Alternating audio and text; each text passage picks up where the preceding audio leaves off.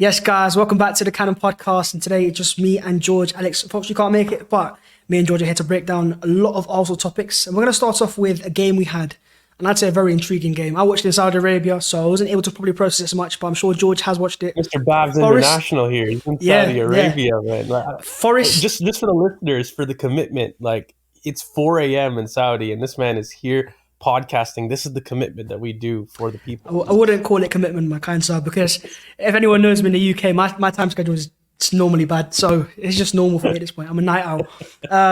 But the Forest game, let's talk Forest game, because it was a very intriguing performance. In the first half, I saw all the comments of people getting really annoyed on the X because of the fact that Arsenal weren't winning, and it was a bit of a frustrating first half. Second half came to life, couple goals, and of course the ending was a bit dramatic, but I would say it was a professional performance. George, what were your initial thoughts coming out of that? And I want to start specifically on Emile Smith Rowe. What did you make of his performance? Did you think he did anything to maybe warrant maybe more starts going into the future? He definitely gave you an impetus in possession. I think one thing is it wasn't, the perfect Emile Smith Rowe performance. I don't think he was, back to barnstorming best. I think what he did do is he offered a glimpse into what fluidity could look like a little bit more down the left-hand side. And we saw a lot more aggressiveness in the in-possession stuff that was happening down that side. Yeah, and so I think that when you look at Emile Smith Rowe, you're trying to blend a myriad of what he's done in the past to what you're seeing on the pitch. And I think that for me, I just needed to see aggressiveness back in the in-possession game.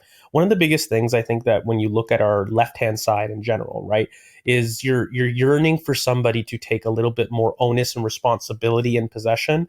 And I thought he was doing a brilliant job in terms of creating space for others, offering himself as an opportunity, not just to receive wide in the middle, up top. There was a certain availability that he offered. And I still think that people didn't find him enough. I almost feel that the team has to get used to playing with him again. There were so many times that I feel he was in space to receive on the half turn, and we just weren't brave enough to play him inside. And I think that there was definitely a willingness for him to make runs, and there was a willingness to see that burst back. And that was the one thing I looked to make sure it didn't kind of go away. And that's what got me excited. I still think there was a lot that we needed to see from him from that performance. If I'm being very fair, I still think that there was a little bit more, at least a passing influence that we could have seen from him to do. But we saw a lot of the Emile Smith Rowe things. There was a lot of moments of really good quality, exploiting the back line and offering himself to different people. So I think we saw what fluidity could look like down that side. Now we just need to blend that with a little bit more of the out of possession benefits that we see with a Kai Havertz, that we see with our team in general. And if we can see an Emile Smith Rowe that's committed to doing that, by the way, and we see the quotes from Mikel, they're not small quotes, I think that it's been building in the last month at least. And that position is certainly up for grabs, mate. Like when you look at the midfield and the makeup, and I'm sure we'll talk about it a little bit later on in the pod, but there is a hole. There is something there that I think we all as fans can agree. Maybe we don't agree Emile Smith Rowe is the answer, but for me, he definitely offered himself a question. I don't know if he did enough to necessarily demand a start at Liverpool, but he definitely offered enough to say, okay, there's some stuff here that we haven't seen all season, and I'd like to explore it. I think it was a very intriguing performance because I think fans had massive expectations because of Mikel's quotes and the fact that, fans just like Smith Rowe and they want to see him in the starting lineup. But I think everyone's very conscious of the fact that if he wants to bring him to the Arsenal first team, busy guy, if he wants to bring him to the Arsenal first team, then it's very much dependent on maybe doing that something special, maybe scoring that goal. And let's not forget Smith Rowe is a goal scorer. At his best, he's a massive goal scorer, and he's got into a few opportunities in a few games he's played this season, but he's not really scored. And I do feel like him starting that game though was like a massive step in the right direction because it's the first time we've seen him start an important must-win game since that Newcastle game all those years ago. Because I wouldn't really count that Forest game as it was an important game, but it was a game where Mikel Arteta rotated in general. But also, George, there was a moment after the game where there was some controversy caused because Ben White went over to Alexander Zinchenko. There was a bit of a disagreement, and Mikel Arteta loved it. I personally loved it as well. But what did you make of it? I love it too. I'll be honest with you. I think, look, he has reason to be upset. I think in the whole thing, people are more convinced that saying that Saliba has the main role to play. But I mean, look, Zinchenko plays them onside, and we have been done from that ball quite a bit. It's a play that I think is a repeatable way to access Arsenal. mate. And so it's definitely something that he has, at least, he has a case to be upset with Zinchenko about. But in terms of it being a massive problem in the squad, and none of that. In fact, I think if anybody's in a competitive environment, it's a lot worse. I think that when you play at the elite level, okay, it's impossible to say that emotions don't carry over. And I think that, if you want to say that we're in a title race, you can't let mistakes like that happen on a regular basis. And I think vice versa. Trust me, Zinchenko is one of the most vocal people in the squad. He's doing it and giving it back as well. It's not a case of somebody picking on another person. It's about the team searching for perfection. And, that comes from the players, it comes from leaders in the squad. And I think that friction for me is the sign of a competitive team again, mate. Like, I look back at all these interviews, and you can even take it into your own personal life. You know what I mean? Like, it's bound to happen when you're in a successful environment to have a row with one of your coworkers, especially if they do something that you feel they can do better at. It's not a case of you being mean, bullying, or any of that. I just think it's competitive environment. Emotions run high, and these are professional athletes. Like, this is a serious job for them, and there's a lot on the line here. We as fans, we talk and we invest so much emotionally, but I think sometimes we don't give players enough credit. There's so much commentary that football's a job, right? And it is to a lot of people, but I mean, there's a lot of emotion that they put into this too, and I think you can see it. And I'll be honest, I look back at some of the old interviews that I look back on Henry, and we look at even in Patrick Vieira, when they talk about what was the dressing room like at the most successful peak. And training was competitive. It was at each other's throats. We've got Kolo Touré tackling Arsene Wenger on trial, and I like the level in order to gain an inch starts at home, right? And that competitive edge starts with your own players. So I never had to worry about it. I didn't even look at it as an issue.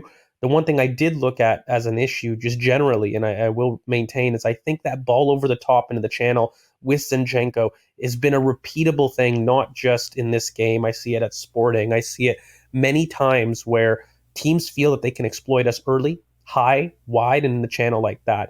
And it's something that we've got to iron out. And it's something looking towards Liverpool. I'm not loving the idea of a Virgil van Dijk switch to Nunez in the channel to isolate Zinchenko there. That's something that I'm looking at. But in terms of Ben White getting angry and all this stupid stuff online, I think it's more than fine. Like, what do you make of the narrative? Because I feel the media play up to this, and it's like every single time, every coach, every player says, "This is elite sport. What do you expect?"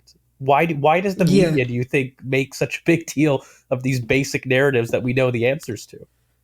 I think normally because footballers are so professional, you don't see it. So if they're frustrated, they hold it in because they've been trained to almost be robots. But when you then see emotion, and it's a good way because we've not lost the game, we still won the game, and there's still a massive 3 points. But we talk about fans wanting perfection. That's the players seeking perfection, and that's what I love to see. And I think maybe sometimes the media wants to create a narrative. They want to create the Zinchenko White rivalry, but it's normal. And if anyone that's played football at any sort of level would know that it gets heated. I mean, in the UK, everyone knows about the 5-a-side games. It ends up being a Royal Rumble at one point because everyone's just heated. And that's just football. That's football. And I like it. I like the passion. I like the fact that these players aren't just robots. And it's not just all claps and applauses after the game and even after conceding, They realise to beat City for a title, you need to be perfect. And if we're not perfect, they can catch us up later in the season. So I like the fact that White had the personality to go over to Zinchenko, who's a more experienced player, and go, listen, bro, we feel like you've let us down in this moment. We need better. And, hopefully he'll learn from that going into the future. And talking about learning, I think Arsenal themselves might be learning because the Arsenal Academy, right? For a long time, a lot of fans have criticised for those players not getting loaned out early enough and wasting opportunities. And now you've got Lino Sosa going to Aston Villa, then straight out on loan. Arsenal reacted. They've loaned out, I think, Keon Edwards. They loaned out Charles Sago Jr. as well. Is there anyone else I'm forgetting here? Well, I think because they did Keon, they did Charles Sager Jr., they got rid of Ibrahim and Lino Sousa.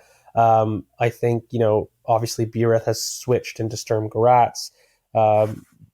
We've had a clear out of sorts, at the academy. Zaymon Louis went to Reading, the U21 captain. That's a beautiful name, Zaymon Louis. He's a baller footballer's too. name. He's a baller too. Is he like a number 10? No, he's a center back. Center back Okay. distributor. Zane Louise has like a number 10. I don't really watch much Arsenal, kind of bit like that. But hey, He passes the name test with flying flying colors. colours. Yeah. But no, I'm glad you brought it up because I think that there's been a whole youth discussion in general that's been going around on the timeline with Mikel and everything. And first things first, let's praise Sam Hayball. I don't know if people know he's the new loan manager for Arsenal since Ben Napier went to Norwich for the sporting director role. So I think a lot of this stuff, mate, has had a long overdue process since the summer. Like you're looking at clearing this U21 squad because again, wasn't just the people that left with Ibrahim and Lino Sousa, Miguel Aziz leaving on a permanent transfer who's been way too long. I mean, you're looking at a U21 team that was clogged with people that had people like Kayon who needed loans immediately already. And look, we're rectifying mistakes that we should have done in the summer. So on a certain extent, you're saying kudos and you're saying that's brilliant work because there was a huge effort clearly in the last couple of days of the window to get this stuff done and they did it. So you say kudos, but at the same token, I am somebody that has felt that we haven't been the greatest in terms of development. And the one thing that I have said is take Lino Sousa, for example. A lot of people believe, and rightly so, that this is a top talent that's left us, right? Like, make no mistakes, Lino Sousa is not somebody that I think Arsenal looked at as somebody that couldn't contribute to the first team in the next 18 to 2 years. And I think I'm not upset losing Lino the talent. I'm upset losing Lino the development. And a lot of people misconstrue that statement. And this is what I mean. Lino Sousa, the talent, the name, to lose him, it's not the end of the world. This is the academy. There's churn, right? You're going to hear names that go. You're going to hear names that stay. You're going to have your Xavier Amichis, your Chuba Akpoms, and then you're going to have your Bukayo Sakas. The talent isn't the problem. What I think I don't like is the fact that he's felt his development is best served at another club who immediately loaned him to Plymouth Argyle. Now, that is something that we could have done in the summer, and it speaks to something that I think is a point of improvement in the academy. We've done a brilliant job with Per Mertesacker, but the one thing that I feel that we don't do well enough is we don't loan talents that are ready for the next level early enough, and we don't choose the best loan clubs all the time. I think our track record with loaning youngsters has been on a whole quite poor. There are your kind of exceptions, like I think Mika Bireth is doing excellently both at Motherwell and Sturm Graz. Arthur Okonkwo has had a really good year himself at Wrexham, and Brooke Norton-Cuffey is doing pretty good at Millwall as well. There are examples of us doing good loans, but ironically, if you're going to ask me, George, what is the best way to blood a youngster? Look at Charles Sager Jr., and I think that is the perfect example of how to integrate a youth. A talent that you believe in, has had a cameo in a cup, a surprising cameo, and then been sent out on loan, who hasn't stayed with the U21s for a very long time. And his first real big season has been this year. He's been doing very, very well, and then immediately sent out on loan in the first 6 months after a stellar barnstorming start. That is the perfect youngster. Then you look at a Mario Cozier-Dewberry, who has 20 goal and assists in 31 games last year for the Premier League too. Insane record. Started out with 7 goal and assists in 8 PL2 games this season, and because of his contract is not being loaned out. Now that's a player where you start to say, did he stay a year too long in the U21s? Probably. And if it's not because you can't loan these guys out because they're too young, because that is a factor that people overlook, then get him in the first team to test him out with cameos. You look at Wolves away. Our opportunities to debutants is not the best. I think that is true. Do Arsenal not provide pathways to youth? That's false. I mean, Arsenal have one of the better minutes for academy grads. And of course, it comes from a particular class that we've been milking for quite a while in Emile Smith Rowe, Reece Nelson, the Joe Willock days, the Ainsley Maitland-Niles. They all come from a similar class with Bukayo, right? So there's a similar generation there that we've been milking. And it is true that I think academies come in classes. And we could be looking at one in the Miles Lewis-Skelly, the Ethan Waneri, the Cheeto Obi Martin, right? Like that's a class that we really believe in, and talent can come in waves. But as a whole, I do believe that Arsenal can do a better job about loaning youngsters earlier and about making sure that we're having the right loans for players. Because you look at your Cobhams, you look at your Cities, you look at your even West Hams, you look at Crystal Palace, some of the best academies in the Premier League. And these guys are able to loan them effectively and generate revenue because the other arm of the academy is that, right? If you're not going to make it at the Arsenal level, which is fine, it's not a big deal. You should be developing these talents to a point where these prospects can give you money. But I don't know. I wanted to ask you, like, what does a successful youthful integration look like for you in terms of a Premier League or a title challenger? Because a lot's been made with Bradley coming in from Liverpool in terms of Oscar Bob 20. Like, what is a successful youth integration for a title challenger? I think it's difficult because of where we are in title contention. We're not at the Liverpool or more City stage where we've got numerous titles on our bank and we've got something to work off, where fans haven't got that pressure of we need to win this year. And when fans are desperate for a title, it's kind of short-term thinking in a moment. You have to almost think of what's the best for this season to get us over the line, because if Liverpool and City don't win a title, Arsenal need to be there. So, we don't have that same luxury as maybe Pep has, where he's able to, in those games in the Carabao Cup, maybe throw the cup away at times because he's got those players there and he's had previous wins. Arsenal is still new to this game of title contention, so there's a lot of pressure on us to get that first title. And I'm sure once we get that first title, Mikel will naturally relax a little bit more because I've got that first one out of the way. Perfect youth integration. I'll give you an example, maybe not an academy player, but a youngster that came to Arsenal, was loaned out numerous times, and now is a first teamer, William Saliba. It's loaning him out to the right team, the right environment, letting him develop there, get all the mistakes out of his game. Then when he comes back to Arsenal, he's a ready-made player to be integrated into the first team. Kuzi Dubry plays like that. Up against academy players, they might look amazing, but in the first team, it might not be the case. So maybe, as you said, give him a few minutes, give him a little test here and there. But for me, it's loan them out. Get them loaned out to clubs that are maybe of a higher standard, Championship League, Bundesliga, those type of leagues there, at a competitive level, so they're used to professional football. Then they come to the Arsenal first team like Saliba does, and you don't have to really worry about the mistakes because he's got them out of the way. I don't expect Mikel Arteta to throw in a 16-year-old because, they're not Wayne Rooney's, are they? And the football's changing now. There's a lot of pressure. So for me, it's the Saliba route, where you sign the player or you have the player come through academy, loan him at the right age to the right clubs, and then bring him back, where he's ready and competitive. Thanks for checking out the Cannon Podcast. To hear the full episode, sign up as a YouTube member on this channel or go to patreon.com/thecannonpod.